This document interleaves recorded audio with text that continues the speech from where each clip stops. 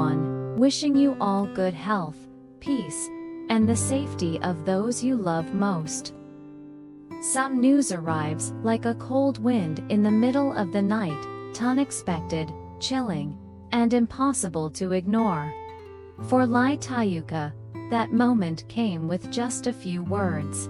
Her ex-husband has escaped from prison. The man who once shattered her life, the man she thought she'd finally escaped, was free again.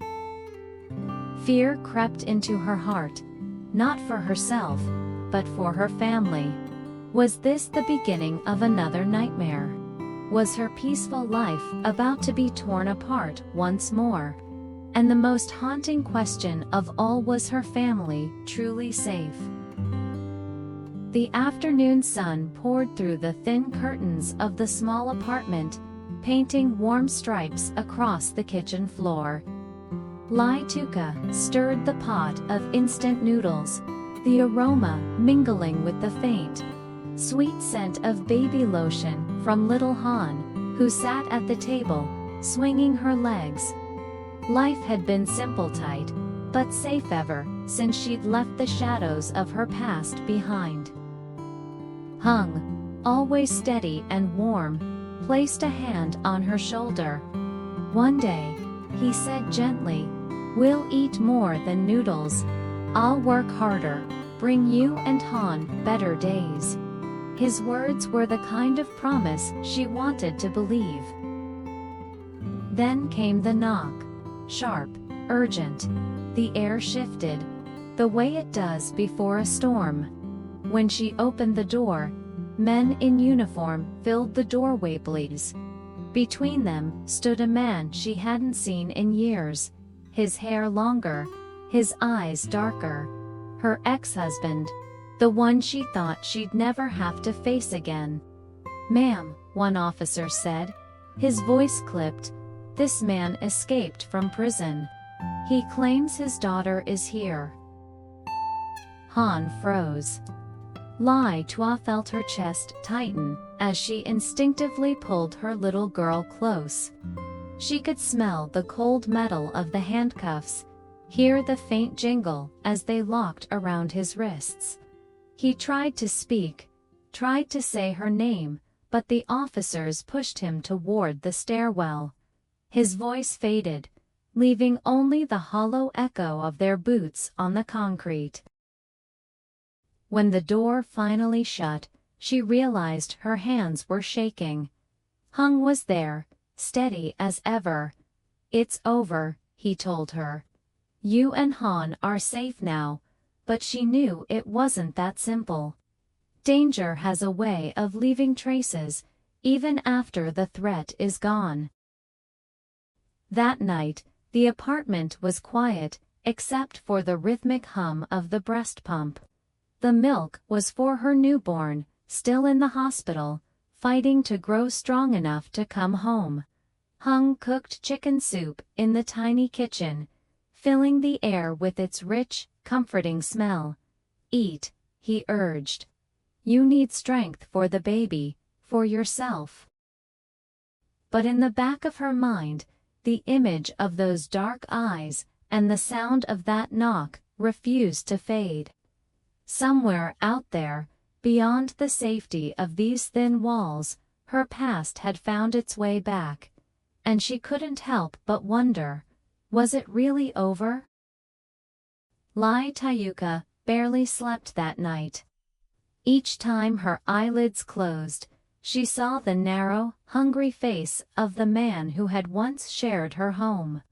Her bedend, who had also shattered her trust. The ticking of the wall clock sounded louder than usual, each second reminding her that he was out there somewhere, breathing the same night air. By morning, the city outside had already begun its restless rhythm, motorbikes growling, vendors calling, the smell of fresh bread drifting in from the street.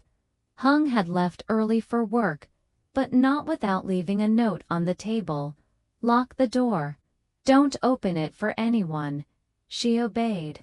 Still, the sense of being watched clung to her like a shadow. In the afternoon, her mother arrived with a basket of freshly boiled chicken and a tired smile.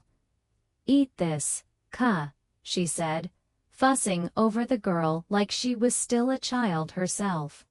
"You need to keep your strength for the baby." As they sat together, her mother spoke about the hens dying from disease, about building a better coop next season. But Tieu circus mind kept drifting back to the man in handcuffs. Had the police truly taken him away? Or could he find another way to escape? The phone rang. She jumped at the sound. It was the hospital. The nurse's voice was warm. "Your baby is improving faster than expected.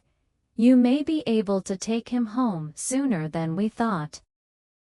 Joy and fear tangled inside her. The thought of holding her tiny son at last made her heart swell, but so did the thought of protecting both children from a danger that felt far from gone. That evening, she walked to the market. The scent of ripe pineapples filled the air, their golden skin glistening under the lights. She bought two, imagining their sweet juice as a treat for when Hung came home. It felt almost normal, almost safe. But as she turned back toward the apartment, she noticed something. Across the street, a man leaned against a lamppost, his gaze fixed on her. She couldn't see his face clearly under the shadow of his cap, but something in the way he stood made her blood run cold. Was it him, or was it just another stranger in the city night?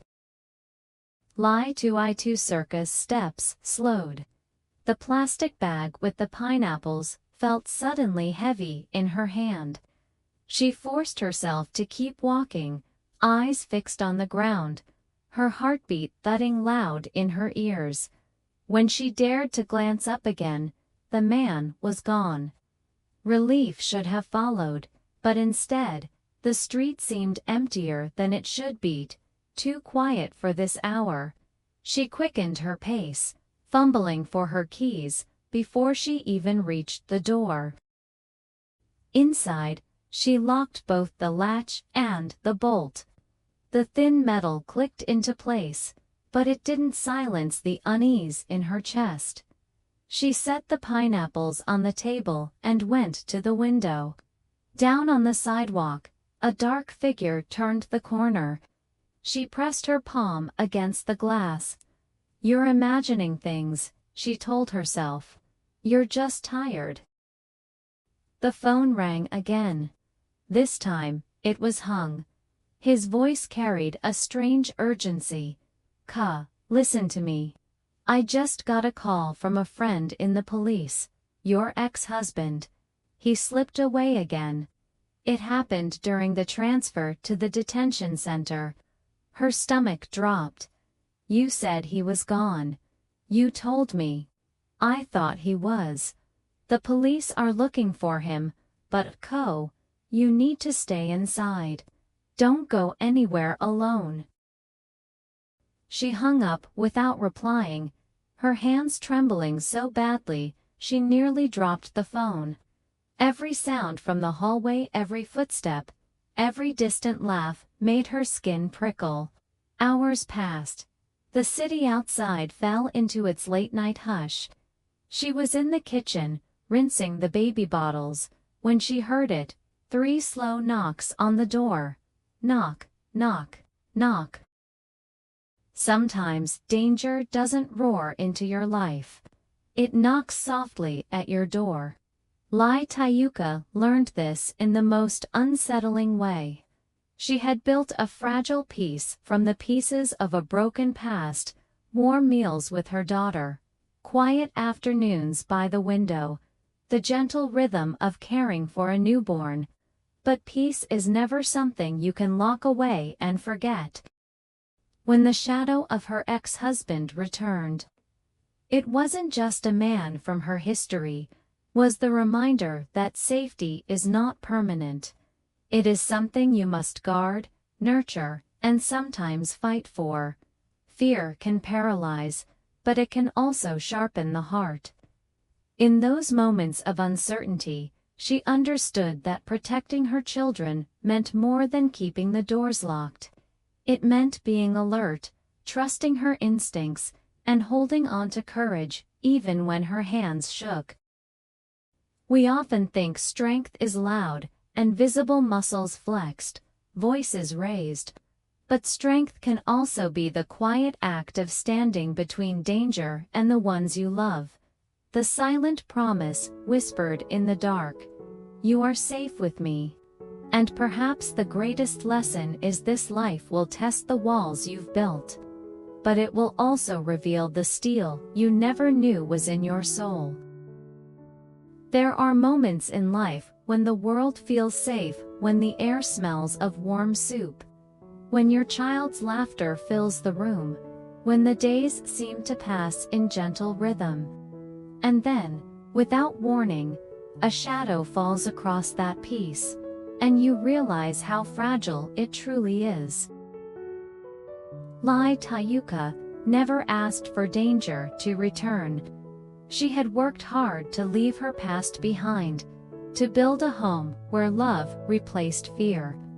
But life does not always respect the boundaries we draw. The knock on her door that day was more than a sound, it was a reminder that the past can still find its way to you. In fear, we often think of running, but she stayed. She stood between her children and the unknown, her hands trembling but her heart firm. In that moment, she discovered a truth most of us forget. Courage is not the absence of fear, but the choice to protect what matters, even while fear stands beside you. Safety is not something we are given. It is something we create, moment by moment, through watchfulness, through love, through the stubborn refusal to give up. And when danger comes, it does not always strip away who we are, it can reveal the quiet strength we carry. The kind that doesn't need to shout, the kind that simply holds the door shut and whispers, "Not today."